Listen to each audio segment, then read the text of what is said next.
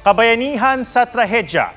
Isang nanay sa Rizal ang nagbuwis ng buhay para maprotektahan ang dalawa sa mga anak niya matapos mabagsakan ang kanilang bahay ng malaking tipak ng bato. May report si Rafi Tima. Kahit katamtaman ng buhos ng ulan umaga kahapon, naging madulas sa bundok na ito sa Rodriguez, Rizal kung saan may malalaking tipak ng bato sa taas. Dito nagmula ang batong kumitil sa isang ilaw ng tahanan sa Sitio Makopoy, Barangay Mascap.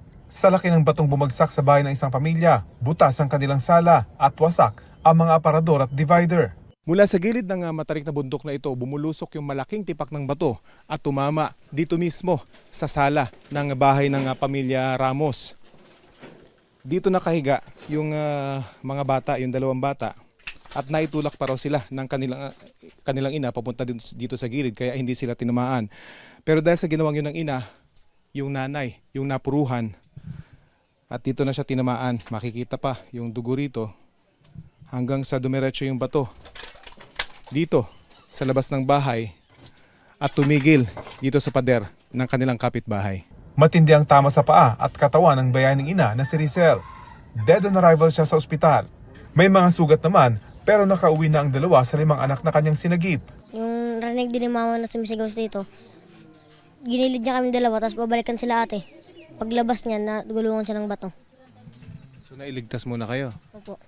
Narinig pa raw ng ina ng biktima ang sigaw ng anak. 2 beses siya nagsigaw. Yun lang, ang pakarinig ko sa boses niya, wala na. Yung pala, ano na siya, wala na talaga. Nasa trabaho noon ang kanilang padre di pamilya.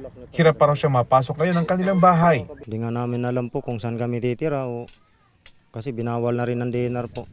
Pinalilikas muna ng barangay ang mga nakatira sa lugar habang hindi pa nakikita at na-assess ng DNR ang mga bato sa taas ng bundok na posibleng dumausdos. Sa ngayon po, delikado talaga. Kaya sa ganitong oras po, lalo sa gabi, wala po sila dito. Rafi Tima, GMA News.